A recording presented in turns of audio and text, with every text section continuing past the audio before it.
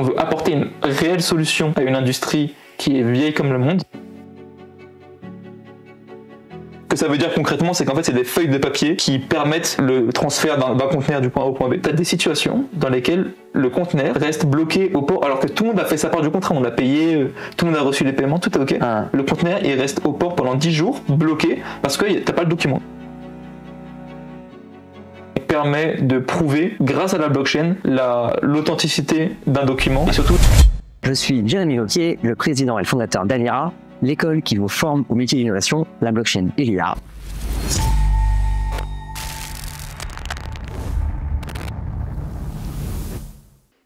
Bonjour à tous et à toutes, je suis Jérémy Wauquiez, le président et le fondateur d'Alira, et bienvenue dans ce nouvel épisode des podcasts d'Alira où nous recevons chaque semaine un expert de l'écosystème. Aujourd'hui, Hugo Deys. Hugo, bienvenue. Merci. Salut Jérémy. Merci beaucoup de nous avoir rejoints pour cet épisode. Merci à toi de m'avoir invité. Mais ça fait grand plaisir. Hugo, tu portes un projet qui s'appelle Cape. Cape, exactement. Cape, yes. Et alors, donc ce projet, il a été entre autres présenté à Cube 3. Ouais, tout à fait. Il y a mi-mai, ouais, donc il y a un mois et demi maintenant. Et c'est un projet que j'avais envie qu'on puisse présenter aux gens qui nous regardent. Trop cool. Donc voilà, l'idée c'est de voir avec toi ce projet-là. On peut le dire aussi, tu es un ancien apprenant d'Alira. Carrément. Carrément. Et du coup, l'idée c'est aussi de pouvoir montrer aux futurs apprenants d'Alira, finalement un peu un parcours. Souvent on me demande « Ah, mais est-ce que tu as les exemples de projets qui ont été portés par les apprenants d'Alira ?» ou « Qu'est-ce que les apprenants d'Alira font après ?» tu vois. Et bon, on est là pour ça. Et donc l'idée c'est de pouvoir montrer le avant-après en fait, tu vois. Genre, carrément, ok, trop cool. Voilà. Donc est-ce que peut-être on attaque directement par le vif du sujet. C'est quoi Cape? Ouais. Alors, pour être très concret, en fait, Cape, c'est un projet qui s'inscrit dans une industrie qui est le commerce maritime. Ouais. Ok. Faut que tu saches quelque chose, c'est que dans le commerce maritime, aujourd'hui encore, donc là on est en 2024, dès qu'un conteneur se déplace d'un point A au point B tout autour du globe, ce conteneur il est accompagné par un ensemble de documents. Ok. Tous ces documents-là, aujourd'hui, ils sont très peu digitalisés. Ce que ça veut dire concrètement, c'est qu'en fait, c'est des feuilles de papier qui permettent le transfert d'un conteneur du point A au point B. Donc là, en 2024, pour qu'un conteneur soit transporté depuis la Chine vers les États-Unis, par exemple, il y a un morceau de paplard. Exactement. Qui atteste quoi? Il y a un tas d'informations qui sont dessus, mais les principales, et la principale d'ailleurs qui va nous intéresser, et on va en parler après pendant notre interview, c'est que ça atteste ce qu'on appelle le ownership dans le langage blockchain Web3. Okay. Donc, la propriété. Quoi. Exactement, la propriété. Donc si tu détiens le papier, tu détiens le conteneur qui va avec. Waouh. Mais est-ce qu'il y a mon nom sur le papier ou est-ce que c'est ce qu'on appelle en anglais un bearer instrument, c'est-à-dire un instrument porteur? C'est une super question. Qui fait que le simple fait de le détenir, il n'y a même pas mon nom dessus. C'est comme un billet de banque, quoi, tu vois. Alors c'est une super question. En fait là, on est dans un niveau de détail qui est un peu plus poussé que ce qu'on aborde d'habitude dans des podcasts ou dans des pitchs classiques. Effectivement, il y a plusieurs types de documents selon. Le document en question s'appelle le Bill of Lading, lettre de connaissement en français. Donc il y a plusieurs formats de ce Bill of Lading et selon le format que tu choisis, selon le format que l'expéditeur et le destinataire sélectionnent pour réaliser l'échange de marchandises, il y a un niveau d'information qui est différent. Parfois c'est nominatif, ou tout du moins nominatif au sens de entreprise, donc c'est du B2B évidemment. Ouais, bien sûr. Donc parfois c'est nominatif et un numéro de SIRET qui peut l'accompagner et donc il y a moyen de suivre ça. Mais de façon générale, ce document-là, il ne l'est pas. Et donc, dans la mesure où... Il n'est pas nominatif de façon générale. Exactement, c'est ça. Donc, c'est un bearer instrument, c'est l'équivalent d'un billet de banque. Quoi. Le fait de le détenir dans la main vaut possession du truc. Tout à fait. Comme tu l'as dit, au même titre que si tu as un billet de 10 €, tu peux acheter à la boulangerie des viennoiseries. Que ce soit toi ou moi qui ait le billet de 10 €, c'est un billet de 10 €. Là, c'est le même principe. Ce que ça implique, du coup, je te fais un cas concret, d'espèce. Ah non, mais je vois très bien le cas concret. Okay. Vas-y, mais vas-y. En fait, concrètement, toi, tu fais du business, donc tu es en Afrique. Tu achètes, je sais pas, des roses. C'est le cas qu'on fait pour ce pitch-là. Tu achètes des roses qui viennent d'Amsterdam. Ok. Donc, elles partent de Rotterdam. C'est un grand port européen, le plus grand d'ailleurs. Elles circulent, machin. Elles arrivent au Kenya. En fait, ici, quand les roses arrivent dans le port de destination, si quelqu'un est malveillant à ton égard ou veut t'arnaquer, il se débrouille pour récupérer ton document, il se pointe au port avant toi lorsque le conteneur est arrivé et il a accès à ta marchandise que tu as réglée et d'ailleurs aussi Par conséquent, donc le document, c'est un contrat de transport en fait, un contrat d'échange de marchandises. Ouais. Donc il implique plein de choses, il y a un tas de clauses dedans. Et parmi ce que ça implique, c'est donc tu peux retirer le contrat, le conteneur. Ouais. Merci. Tu peux exploiter ce qu'il y a dedans, et donc tu en as la pleine propriété, la pleine usufruit. Ce que ça implique aussi, c'est que les assurances qui couvrent le transporteur maritime attestent que voilà, donc le conteneur n'est plus chez lui, mais chez toi. Donc lui, il est couvert, et lui, dans la mesure où il est payé parce qu'il a fait du point A au point B. C'est plus son problème, quoi. C'est ça, exactement.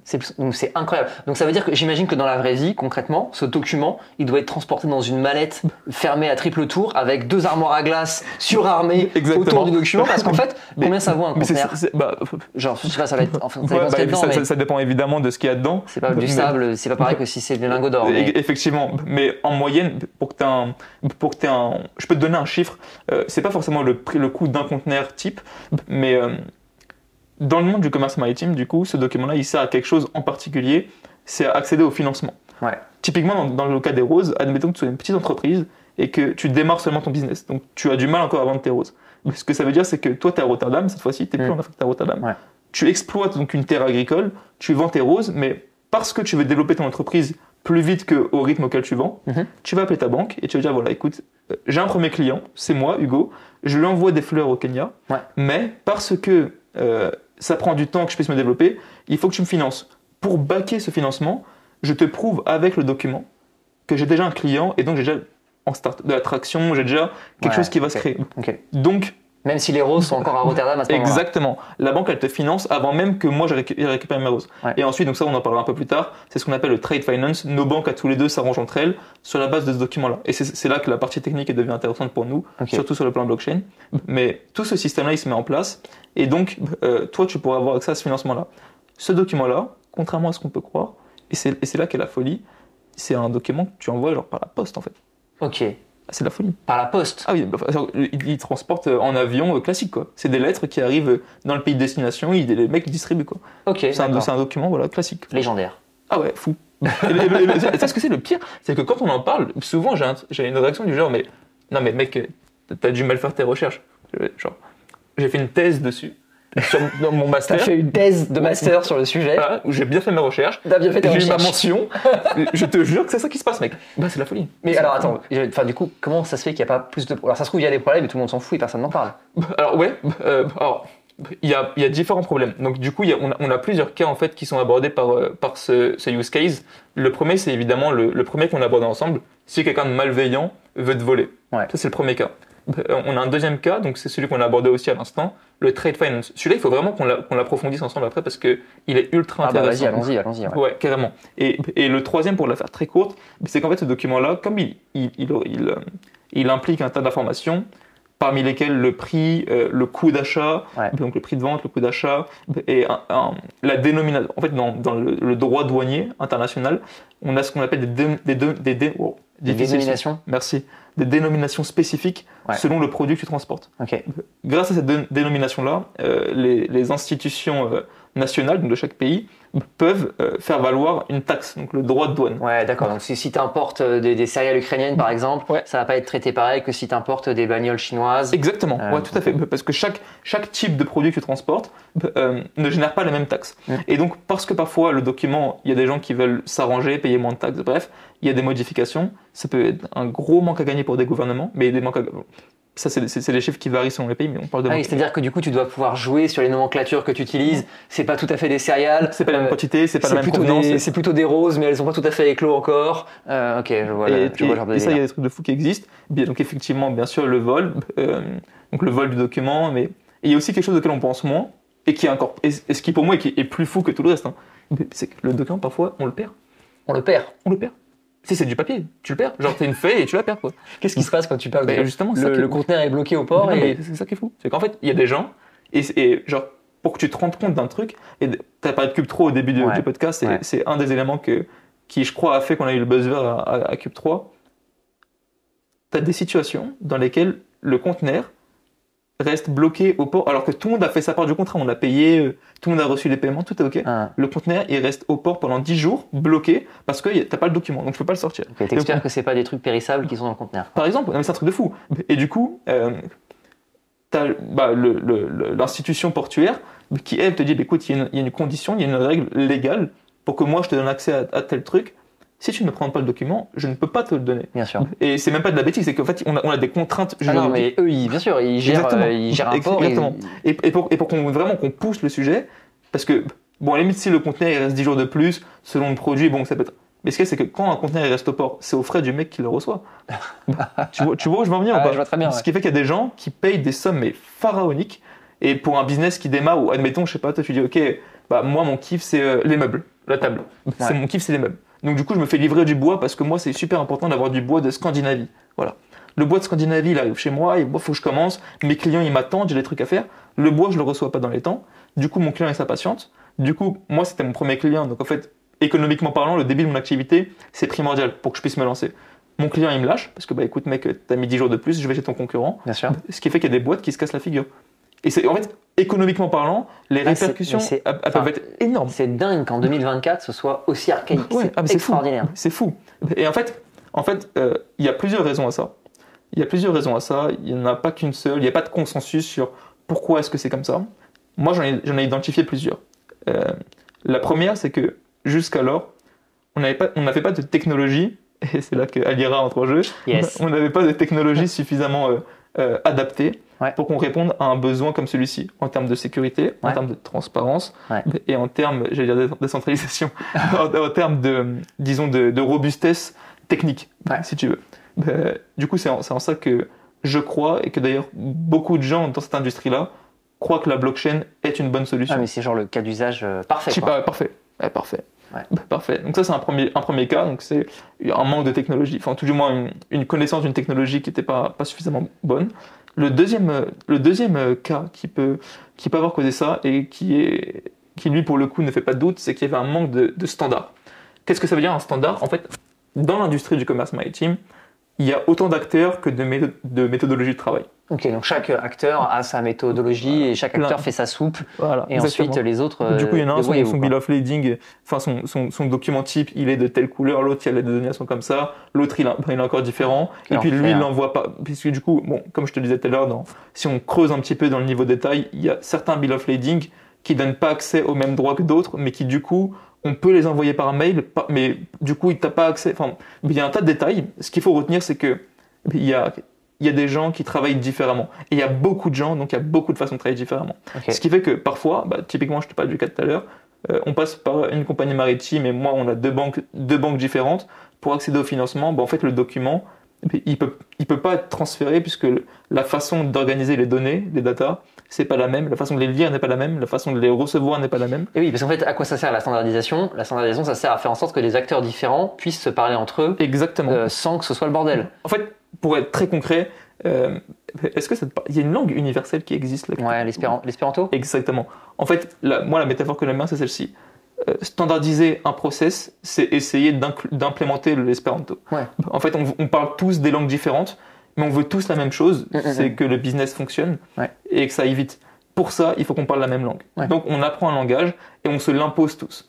Sauf que ça peut créer parfois des frictions, puisque ça implique de changer beaucoup de process. Donc, chacun défend son bout de gras en disant mais non, mais moi, ça c'est important, gna gna, etc. Exactement. On a toujours fait comme ça. Exactement. Et sauf que là, on a beaucoup de chance chez Cape, puisque en plus que la blockchain existe depuis quelques années maintenant, depuis 2022, il y a un standard qui a été adopté par un ensemble de compagnies maritimes, les 9 plus grosses compagnies maritimes mondiales, dont CMA-CGM fait partie, qui est d'ailleurs la compagnie maritime et the entreprise française, je crois, numéro 1. Qui est assez peu connue du grand public, d'ailleurs, de manière assez surprenante. Personne ne connaît quasiment ce CMA-CGM. Alors que tu sais qu'il y a 2 ans, CMA-CGM ont fait 5 milliards de plus de bénéfices que Total. Ouais.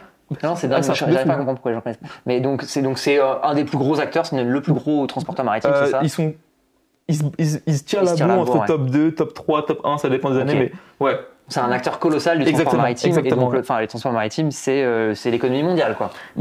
C'est le chiffre qui est bon à rappeler, c'est que 90% des marchandises qu'on a devant nous sont issues du transport maritime. Ouais. Et on dit 90% par honnêteté intellectuelle, mais on est sûrement au-dessus, Sûrement au-dessus. Ouais, c'est énorme. C'est énorme. Et ouais, c'est des centaines de milliers de conteneurs qui transitent chaque année. Et Dans donc- un conteneur, il peut y avoir des dizaines de bill of lading, parce que un conteneur, c'est pas une cargaison, tu sais. Admettons que, je sais pas, on n'a pas des roses tout à l'heure, peut-être que tu me commandes, je sais pas, 50 kilos de roses, mais un conteneur, il pourra en contenir, je sais pas, 2000. Bah, du coup, il faut charger avec d'autres clients, machin. Donc, un conteneur peut avoir plein de bill of lading, donc c'est vraiment des volumes énormes, quoi. Ok. De transactions. Du coup, dans tout ça là, donc tu disais, il y a cet effort de standardisation qui est mis en place. Ouais.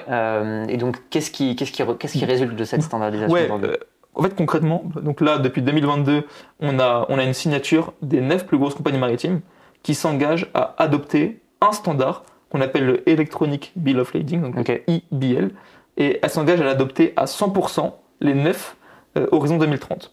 Trop bien. Ouais, ça c'est génial. C'est une ambition qui est très prononcée pour la digitalisation du Et commerce. donc, si les 9 principaux s'y mettent, en fait, tout le reste va s'aligner dessus. T'auras pas le choix. Ouais. T'auras pas le choix. Et d'ailleurs, si je dis pas de bêtises, je crois qu'en début d'année, il y a un 10e qui les a rejoints. Il faut que je vérifie, mais j'ai un doute. Mais quoi qu'il en soit, ce que ça implique, c'est que à partir de maintenant, l'industrie va se dire, ok, quand on fait du business ensemble, du commerce ensemble, c'est ce format-là qui prévaut. Ouais. Et c'est celui-là qu'on utilise. Et Horizon 2030, du coup, le but, c'est que plus personne ne dise, ah mais non, mais attends, moi j'ai un autre format, machin. Non, on fait tous le même. Et il y a des Français, des Danois, des Chinois, des Suisses, il y a tout. Donc là, ce que tu es en train de m'expliquer, c'est que on arrive dans un univers, on est en train de basculer dans un univers où il y a un standard qui est défini, des specs, quoi, pour Exactement. parler un peu technique, Exactement. Ouais. qui sont définis. Il n'y a pas encore de solution technologique qui est en phase de ces specs. Alors, en réalité, il y a quelques acteurs qui ont déjà émergé depuis quelques années.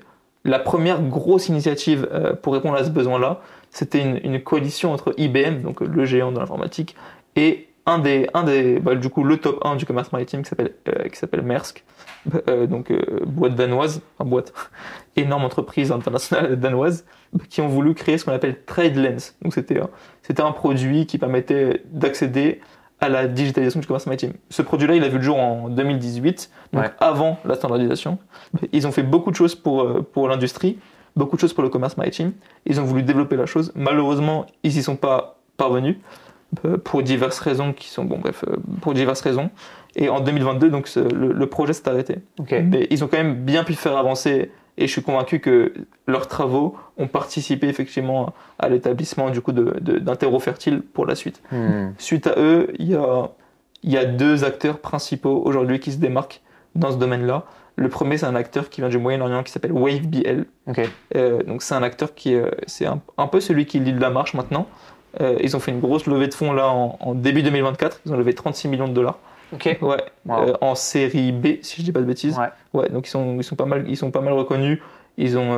Ça a été créé par des anciens des forces spéciales de je sais plus. Enfin bref, un truc assez connu, un truc assez sérieux. Donc ils sont pas mal avancés. L'autre, c'est un, si je dis pas de bêtises, ils viennent de Slovaquie les autres, et s'appelle CargoX. Donc c'est aussi une grosse initiative. J'ai pas connaissance de levée de fonds ou de leur niveau de développement financier, mais pareil, ils sont très présents sur la scène internationale. C'est eux qu'on remarque dans les instances qui traitent de ce sujet-là. Comment toi, tu arrives à te positionner face à ces gens, face à ces mastodontes même, pour certains? Ouais, en fait, nous, chez Cape, on est arrivé avec un constat, c'est que non seulement il y avait un besoin là-dessus, mais au-delà de ça, il y a pas de Français, pas d'Européens, alors que c'est chez nous que les plus grosses boîtes du domaine existent. Et nous, on trouve ça dommage, premièrement. Deuxièmement, en fait, ces gens-là, ils n'avaient pas d'expertise tech blockchain. Les deux boîtes sont en Web3, les deux boîtes utilisent la blockchain. WaveBL d'ailleurs, ils ont commencé avec l'une, je crois, ils ont commencé sur Ethereum, et après ils ont changé, ils ont pris une sidechain, enfin bref, ils ont un peu changé, mais ils n'avaient pas cette connaissance poussée technique de la blockchain. Ils s'intéressent au commerce maritime, mais c'est les gens de la tech qui maîtrisent leur sujet, qui sont évidemment d'un niveau énorme, mais nous, notre plus-value, c'est qu'on a une compréhension et une expertise poussée sur la blockchain et sur le métier dans le commerce maritime. Ok, tu as les deux et tu tiens les deux. Exactement. Et nous, on n'est pas, si tu veux, des gens qui sont issus du commerce maritime et qui ont vu un peu de blockchain et du coup, en fait, non. On est experts dans les deux domaines. Et grâce à cette expertise-là qui est double, on arrive à proposer une solution qui délivre une valeur performante, puissante. Et au-delà de ça, on se positionne en tant que connaisseur de l'industrie en général, quoi. Ok, trop bien. Ouais. T'en es où dans le projet là concrètement vous en êtes où? Ouais. Alors, est-ce que ça vaut le coup qu'on fasse un petit rappel de comment ça a commencé Cape, comme ça on... Ouais, bien sûr. Ouais. Vas-y, ouais. En fait, donc du coup Cape, pour ceux qui savent pas, donc c'est un projet qui existe depuis quelques mois déjà, même plus d'1 an maintenant. L'équipe du projet Cape, elle s'est créée lors d'un premier hackathon qui a eu lieu à Paris. Donc c'est le hackathon HWeb qui est organisé par Tezos, donc la blockchain Tezos française très connue, et un cabinet de conseil qui s'appelle SIA Partners. Donc HWeb, on a remporté ce premier hackathon avec mon équipe. Donc j'ai été accompagné de Théo Cerdan, Valentin Gonneau, Lucas Compiègne et Jocelyn Renaud. Donc tous les 5 on y est allés et on a passé un super moment d'ailleurs. Et donc à l'issue de ce hackathon-là, on s'est dit, écoutez, enfin, je leur ai proposé, les gars, écoutez, j'ai kiffé travailler avec vous, allons-y. Et ils m'ont offert leur confiance. Ils m'ont offert leur confiance. Du coup, on a choisi d'y aller ensemble. Donc Théo est devenu mon cofondateur. Théo est devenu mon cofondateur. Il faut savoir que Théo, lui, il est expert de la data, de la sensitive data, donc de la data sensible. Donc il a un gros cursus là-dedans, etc. Bref, on en parlera une autre fois. Mais donc, Théo est mon cofondateur. Les 3 autres nous rejoignent. Ils ont encore quelques petits trucs à finir de leur côté sur le plan de l'apprentissage et du diplôme. Et ensuite, donc, on part de là. À l'issue de ce premier hackathon, on se dit, OK, les gars, dans 2 semaines, il y a la Paris Blockchain Week. On en a gagné un. On a bien... on se chauffe, on a la main chaude, on y va, quoi. Carrément. Et du coup, bref, et pour te dire, on parle avec le président de Binance France, qui nous dit, les gars, franchement, on a kiffé l'expérience avec vous. Vous faites quoi dans 2 semaines? Et on me dit, bon, on n'a rien de prévu. Il me dit, mais mec, faut aller à la PBW là. On se chauffe, on se regarde, on se dit, bon, faut savoir que toute mon équipe vient de Lyon. Okay, moi je suis le seul de Paris, toute mon équipe vient de Lyon. Je leur dis, les gars, il y a des billets pas chers pour Paris là, dans 2 semaines. Et ils me disent, ok, on check. On voit un genre de 30 € aller-retour, ça se négocie bien. Le cash price, bon, c'est bon, ça rembourse. Et du coup, on s'est chauffé. C'était combien le cash price? C'était à la PW, c'était 4005, je crois. Ah, c'est pas mal. Ouais, c'est pas mal. Cool. Les HWeb, c'était. Bref, c'était un peu mieux. Mais j'adore la PBW, on adore la PBW. Et ouais, du coup, on se chauffe, on va à la PBW ensemble. D'ailleurs, gros big up si regarde la vidéo à Ethan Safar, le gagnant de la PBW 2023, du coup 1 an avant nous, qui m'a fait toute une explication de comment gérer le hackathon, comment l'appréhender. Lui, il avait gagné sur Solana. Et nous, du coup, on l'a gagné, on a choisi le track XRP. Ok. Et donc, on a gagné à nouveau la PBW 2024 chez XRP. On a fait le choix on a hésité entre Solana et XRP. On a fait le choix de XRP parce qu'ils avaient une approche qui nous correspondait plus au niveau du use case. Ils sont beaucoup plus business oriented que Solana. Solana, c'est plus de la DeFi. C'est une approche qui est différente. Et donc, on a préféré XRP. Même si on a très bien accroché avec les équipes de Solana, ça s'est super bien passé. Donc voilà, on a la PBW, trop cool. On a gagné la PBW, du coup génial. Et de 2? Ouais, et de 2 en 1 mois, quoi. Du coup là, on est lancé, rien ne peut nous arrêter, machin. Du coup, on se dit, trop bien et tout. Ça se passe très bien avec les équipes d'XRP. Vraiment gros coup de cœur pour XRP et notamment pour le dirigeant David Pchiri avec qui on a pas mal échangé suite à ça. Donc trop cool. On se dit, ok, là, lorsqu'on a fait tout ça, on a pu rencontrer pas mal de gens. On a rencontré Valentin Demey, Cube3, que tu connais très bien. Valentin qui me fait la proposition, il me dit, écoute, j'ai vu votre prestation, est-ce que ça te dirait de participer au concours qui permet d'intégrer mon incubateur l'année prochaine? Du coup, moi, Valentin, je le suis depuis super longtemps. Pour l'histoire, je l'ai dit à lui en privé, mais pour l'histoire, il y a 1 an. Tu vois, quand j'avais que l'idée de Cape, j'ai rien fait, j'ai même pas failli à rien. J'ai envoyé des messages sur LinkedIn. Il t'a pas répondu? Ouais, il me répondait pas. J'ai dit salut Valentin, ça va? J'aime trop ce que tu fais. Voilà, je veux créer tel projet et tout. Comment je fais, tu vois? Et il m'a répondu 1 fois. Il m'a dit salut Hugo, écoute, ouais, trop cool et tout. Écoute, je lance mon incubateur, postule, tu vois. Mais à l'époque, j'avais rien fait, enfin, j'étais seul, j'avais une vieille landing page que j'avais fait sur Element, enfin bref, nul. Je postule et moi dans ma tête, ok, je vais à Cube3, je vais tout rafler. Et je reçois un mail en mode merci, mais non merci. Merci, non. Du coup, je m'étais dit à l'époque, mais franchement, le jour où je participe au truc de Cube 3, mais laisse tomber, c'est la fin du jeu et limite j'ai hâte demain, tu vois. Et là, c'est Valentin qui m'invite, tu vois. J'étais comme un fou. Ah, tu m'étonnes. Ouais, un an après. J'étais comme quoi, genre, enfin, désolé, mais genre, petit enseignement, quand vous lancez des projets comme ça, au début, c'est toujours très dur parce qu'en fait, personne nous connaît et puis des mecs comme Valentin, en fait, ils sont sursollicités de partout. Donc, forcément, genre, la réponse par défaut, c'est bah non, désolé, en fait, je te connais pas et je sais pas ce que t'as fait et c'est évidemment. Mais effectivement, désespérez pas quand vous vous lancez. Accrochez-vous, commencez la machine. Ce qui est dur, c'est de commencer la machine. Et surtout au début, c'est hyper ingrat, il faut quand même le dire. Parce qu'en fait, tu fais des efforts, tu fais des trucs, et t'as pas de retour, t'as pas de feedback. C'est le désert au début. Et c'est le plus dur. T'as pas à boire, quoi. Ouais, Il faut avancer dans le désert et t'as pas à boire. Et t'as soif. Et c'est après que ça vient. Et après, tu trouves une première oasis, puis une deuxième, puis une troisième, et là, ça enclenche. C'est clair. Mais j'imagine que c'est ce que tu as dû vivre avec Alira. Donc tous les entrepreneurs le vivent à un moment ou à un autre. Ouais. C'est clair. Et du coup, grâce à cette main tendue de Valentin, on se dit, ok les gars, genre là on a un projet.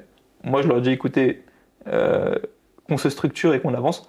Ça me paraît être la meilleure des solutions. Donc pour ça, il nous faut du feedback. Ouais. Quoi de mieux que de se heurter à un jury d'experts, en fait, tout simplement, qui vient de notre domaine et pas que. Comme ça, on voit un peu aussi des entrepreneurs ce qu'ils pensent de nous, tu vois. Et donc ça à Angers. Donc il nous dit, écoutez, voilà les gars, rendez-vous mi-mai, Angers. On prend nos billets, tac tac. Du coup, j'y vais que avec Théo. Je sais plus pourquoi, j'y vais que avec Théo. Ah si, parce les autres ils avaient un partiel, bref. Oui, j'y vais que avec Théo.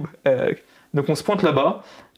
On était dans des locaux de fous, les locaux d'Amixem. Ouais. Donc gros youtubeur, énorme expérience. Puis Cube 3, ils ont fait ça super bien. Ouais, super prod. Ouais. Et donc bref, on y va. Je rencontre quelques entrepreneurs. Le pitch se passe. Et donc du coup, tu étais dans le jury, donc je raconte plutôt la caméra qu'à toi, mais le pitch se passe. Et pour ceux qui n'ont pas encore vu sur la chaîne de Cryptost ce pitch, donc il y avait un système de buzzer avec des croix vertes et des croix rouges. La croix verte signifiant qu'on était pris d'office pour la suite de la saison. La croix rouge qu'on sortait d'office. Et s'il ne se passe rien, il fallait attendre la délibération des jurys en fin de cérémonie. Du coup, nous, on pitch. Tu faisais partie de mon jury d'ailleurs. Je faisais partie de ton jury et j'ai été mal, mais en fait tous les moments où j'exprimais mon malaise ont été coupés au montage après, donc quelque part tant mieux. Mais parce que du coup moi j'étais en mode comment je peux être sur le jury alors que genre t'es un ancien apprenant, tu vois, genre conflit d'intérêt de ouf. Et du coup j'ai fait exprès de rien dire en fait. En fait j'ai parlé en dernier, en vrai j'ai parlé, mais j'ai parlé en dernier après que tous les jurys soient trucs. Et je me serais, même si j'avais très envie d'appuyer sur le bouton vert, j'en doute pas. Tu vois, si ça n'avait tenu qu'à moi, j'aurais appuyé sur ce bouton vert, mais j'étais ravi que du coup ce ne soit pas moi qui appuie et que ce soit... je comprends ce que je veux dire. Et tu vois, que ce soit quelqu'un d'autre, et moi j'étais en mode c'est cool, genre il a fait le taf, tu vois. Tu sais que quand je préparais mon deck, je me sens que j'étais dans le train et tout, et je revoyais mon deck, et j'avais fait dire au début dans le deck. Et je me dis, mais attends, il y a qui dans mon jury? Check le mail, et je vois Jérémy, je dis, oh putain. Oups, allez, je vais remettre à dire. Logo PNG Alira, insérer l'image, mais je l'ai mis direct. Merci pour ton honnêteté. Ok, donc tu fais ce jury, effectivement super feedback de la part de tout le jury. Carrément. En fait, ce qui était cool, c'est qu'on avait un jury qui était assez large, donc il y avait toi, du coup, expert blockchain. T'étais, je pense, dans le jury, celui qui connaissait le mieux la blockchain. Il y avait Mounir Lagoun, donc CEO de Finery, donc le gars du moment dans l'entrepreneuriat français, le mec à suivre. On avait le directeur de Delubac et compagnie, donc, énorme banque, crypto, hyper cool. Exactement. Joël d'ailleurs qui nous voit, donc j'ai adoré discuter avec lui après. Et on avait le représentant de Visa France pour la partie Web3 de Visa. Donc super jury. J'ai un buzzer vert. De Joël d'ailleurs, donc le représentant de Delubac et compagnie. Donc du coup de là, nous on a un fire, machin, on sort de scène. Du coup parce que ça a coupé après, mais nous on sort de scène avec mon co-founder. Et d'ailleurs mon co-founder, je crois qu'il est même pas passé il pouvait pas passer à la caméra, mais on est comme des fous. On se dit c'est top. Là on a un incubateur, c'est le plus gros incubateur Web3 français. C'est la suite logique pour nous. Donc on sort, et en plus, on a oublié carrément, mais le truc de fou, c'est que non seulement on a eu le buzzer vert, mais on a en plus reçu le prix, le coup de cœur du jury, parce qu'on a été les seuls à avoir la note maximale de la part de chaque membre du jury. C'est-à-dire que tout le monde a mis 10 sur 10 à la fin au projet, quoi. Donc effectivement, c'était... ça c'était fou. C'était fou, ouais. Du coup, je sais pas si on peut le dire, mais on a fait top 1, du coup, encore une fois. C'est ça. On peut le dire. On peut le dire, hein. Ouais, on peut le dire. Clairement. Et du coup, donc on a été sélectionné par Cube 3 pour intégrer leur incubateur l'année prochaine. Donc là, à ce moment-là, c'était en mi-mai. Super content, super feeling avec Valentin d'ailleurs. tout s'est très bien passé. Et là, donc depuis, on s'est posé, on a réfléchi. Après discussion avec les équipes de Cube3, on a finalement décidé de ne pas les rejoindre. Okay. Donc il y a plusieurs raisons à ça.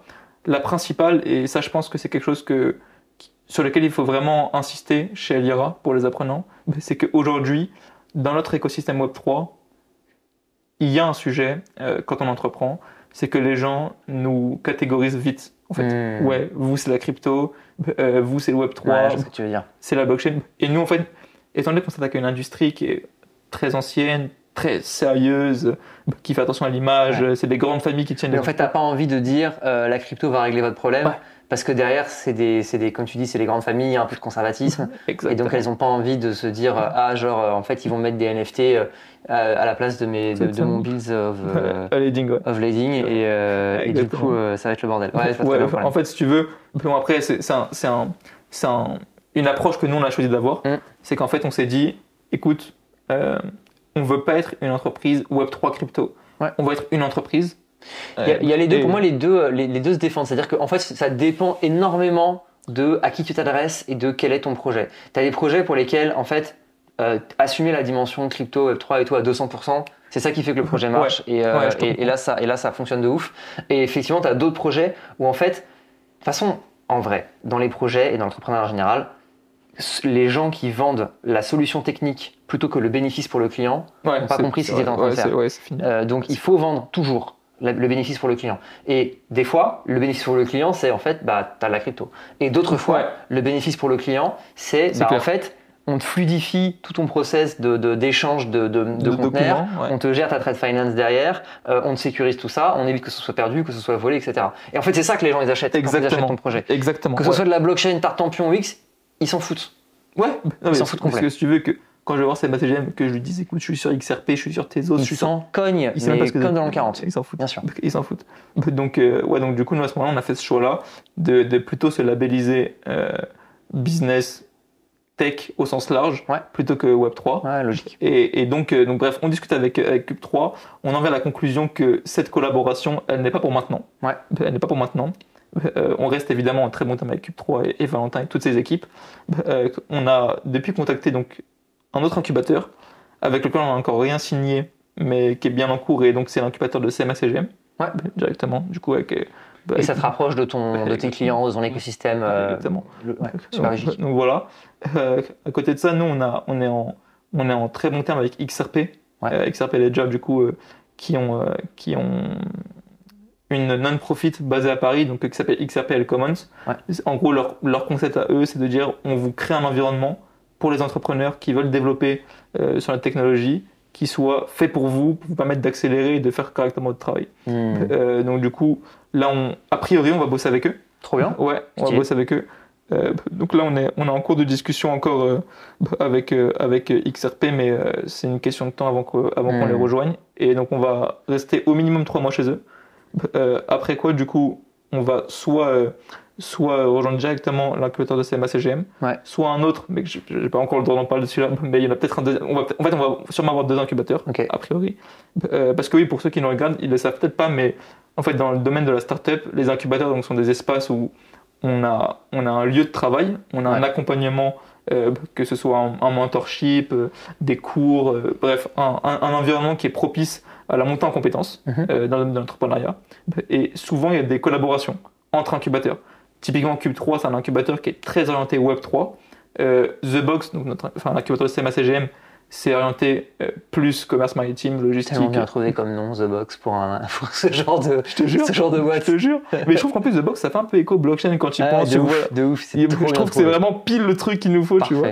Et donc, il y a d'autres incubateurs. Donc, il y a des incubateurs qui appartiennent à des écoles, à des universités, et d'autres à des healthcare. Bref, il y a plein de trucs. Et donc, parfois, quand on est comme nous, entre un peu de monde, donc nous, on est une fintech, donc on est très lié à la finance par le trade finance, mais on est aussi lié à quelque chose de beaucoup plus terre à terre. Alors ça, on n'en a pas parlé du trade finance beaucoup. En fait, il y a 2 sujets que je voudrais aborder encore avec toi. Vas-y. C'est trade finance et la manière dont vous êtes financé. Est-ce que vous cherchez à lever des fonds? On peut peut-être commencer par ça. Ouais, vas-y, carrément. Est-ce que vous cherchez à lever des fonds? Vous en êtes où dans cette itinéraire? Ok, alors à ce niveau-là, il y a 2 choses en fait. Lorsque tu crées une startup, enfin bon, je m'adresse pas, je serai plutôt à d'autres, mais lorsqu'on crée une startup en France, on a plein de solutions pour avoir de l'argent. parce qu'on gagne pas l'argent au début quand on est dans la tech, c'est jamais comme ça. Donc c'est la BPI France qui subventionne, qui permet d'avoir accès à plein de choses. Ils ont une équipe super, donc nous on est très liés à l'équipe BPI parisienne pour l'instant, avec on s'entend super bien, qui nous suivent beaucoup et qui nous encouragent beaucoup. Donc gros big up à eux. On a ensuite, quand on a la chance d'être dans la blockchain, on a accès à ce qu'on appelle des grants. Un grant, qu'est-ce que c'est? C'est une forme de subvention.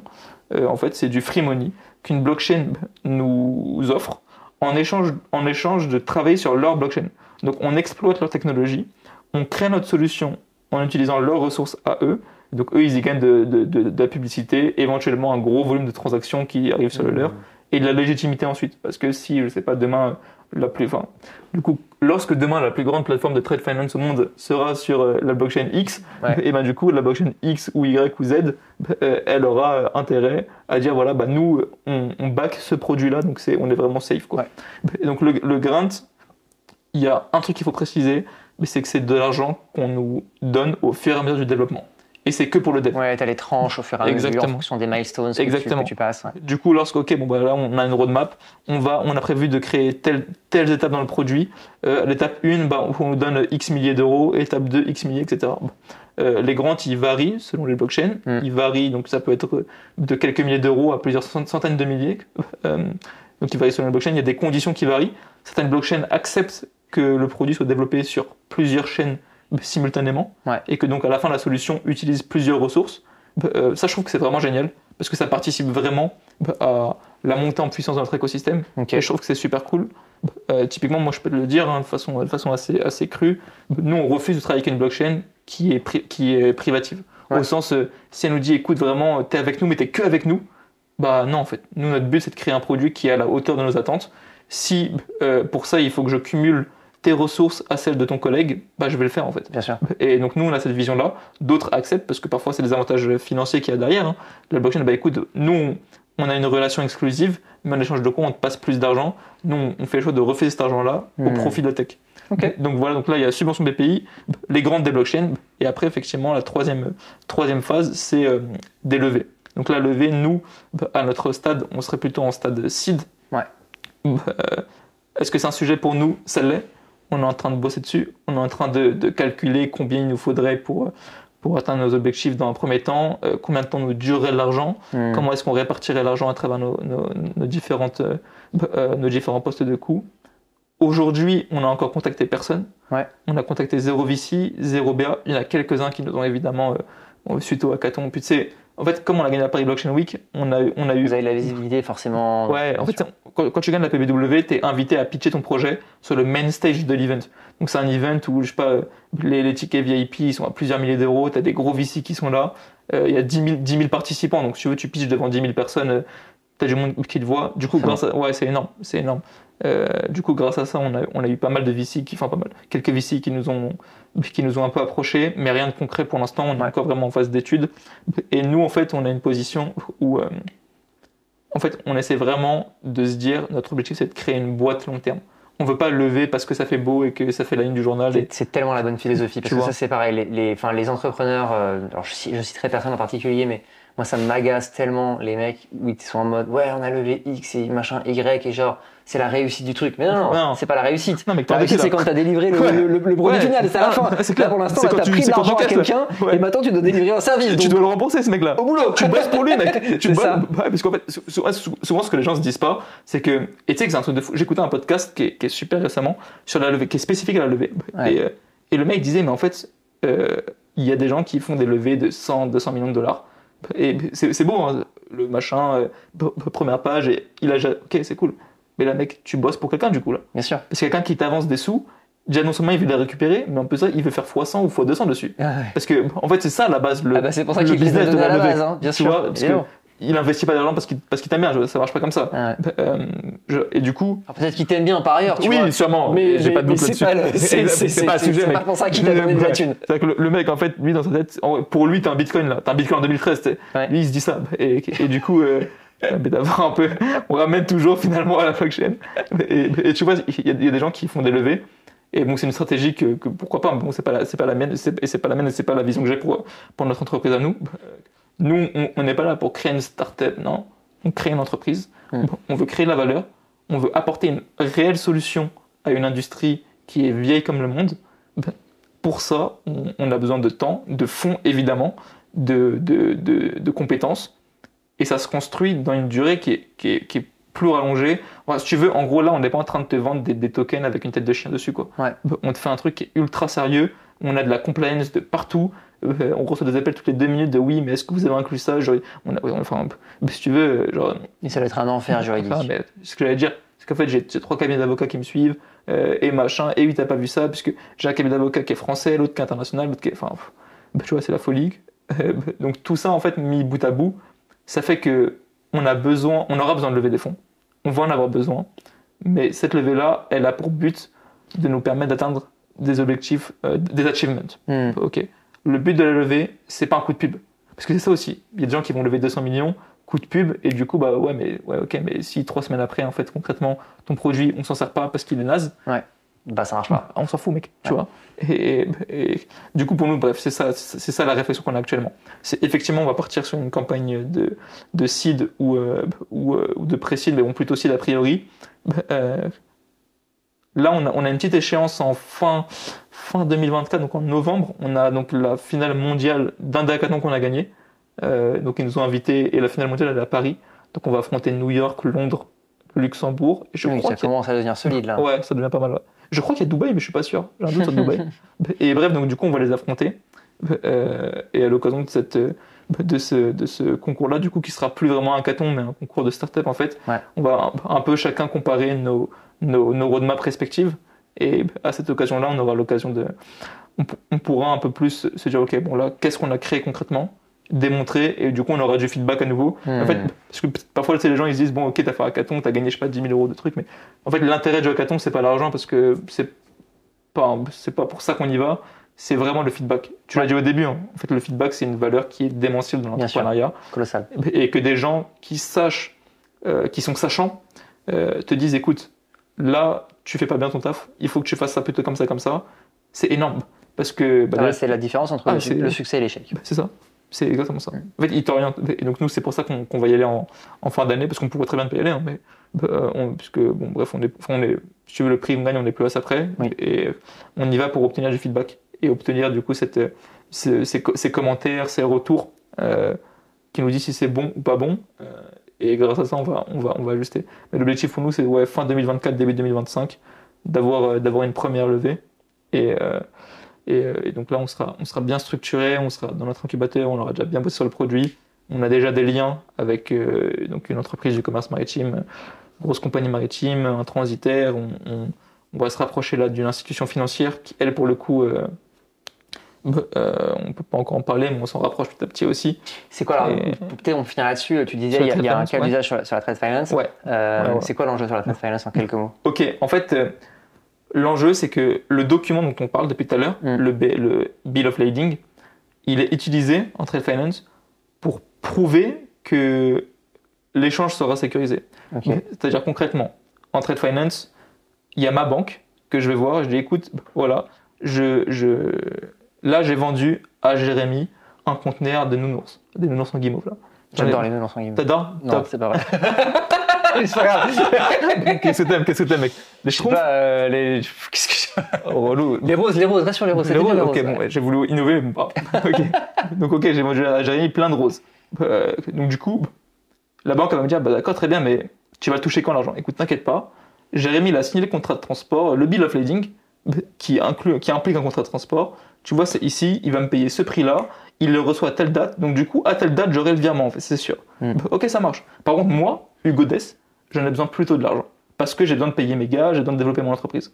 La banque a dit, ok, bah t'inquiète pas, tu sais quoi, passe-moi le document, je te passe les sous en échange et je m'occupe du reste. Ouais, ils font un genre d'affacturage, quoi. Exactement. Du coup, lui, il récupère mon document. Il me dit, bah je sais pas, tu m'as vendu, je sais pas, 100 je t'ai vendu pour 100 euros de rose. Du coup, il me passe mes 100 euros. Moi, j'ai mes 100 euros, je fais ma vie. Je calcule plus la banque. Toi, ton côté, le conteneur, bon, bah, il fait sa vie, il commence à partir, machin.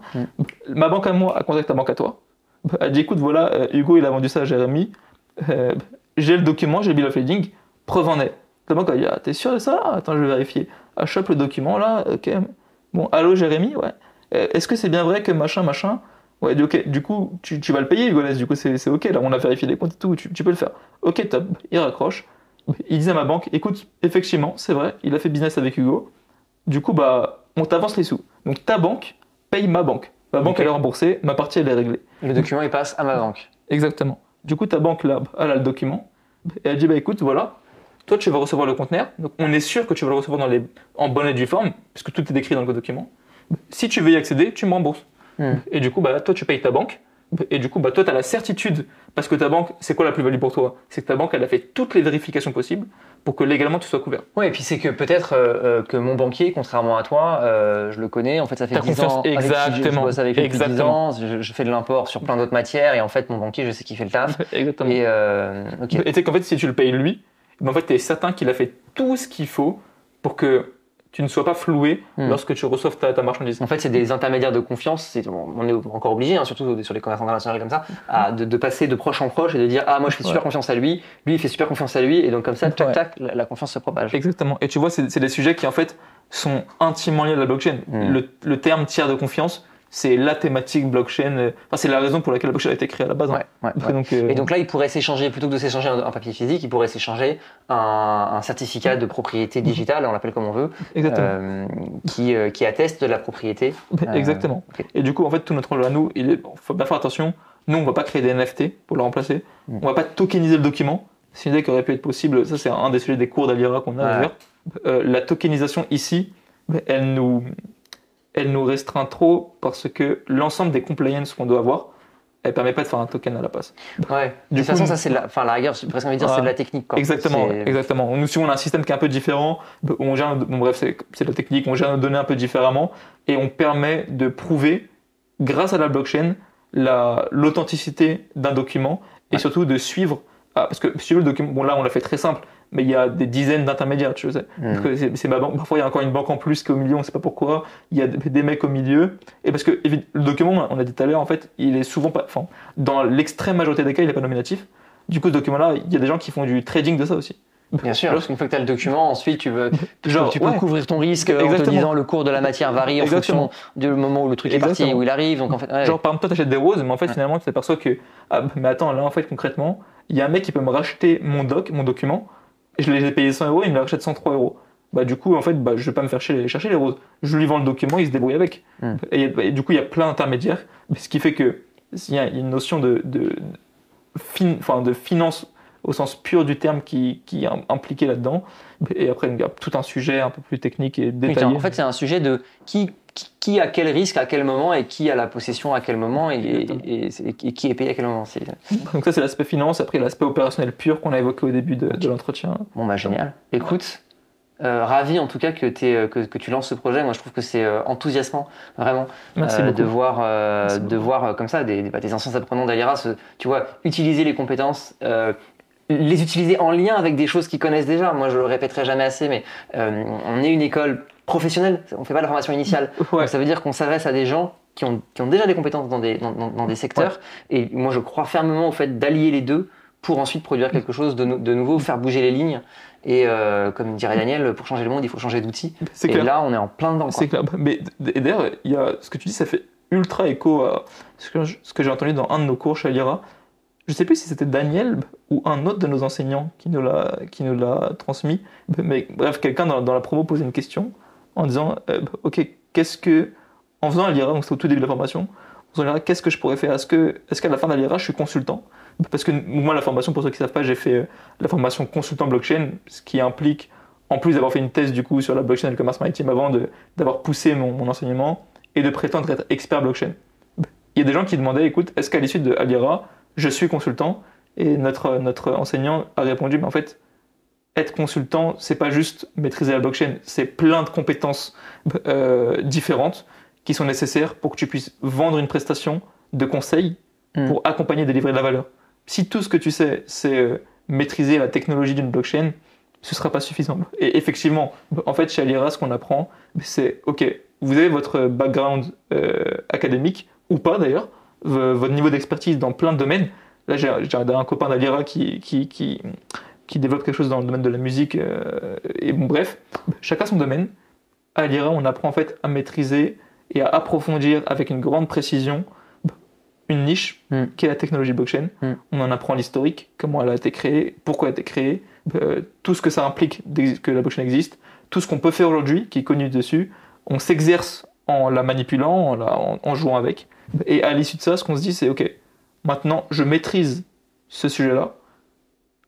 Comment je peux faire pour qu'en alliant cette connaissance nouvelle et le background que j'ai moi de mon côté, je peux créer une nouvelle valeur en fait. Exactement. Je peux apporter de la valeur. Et c'est ça, ouais. Et c'est ça le sujet, complètement. Carrément. Et du coup, moi, c'est ça, je suis vraiment hyper enthousiaste de voir des parcours réussis comme le tien et de voir, en fait, effectivement, on passe ensuite à l'action et on fait les choses et on fait bouger les lignes et en fait, on change le monde parce que changer le commerce maritime, c'est un peu changer le monde quand même.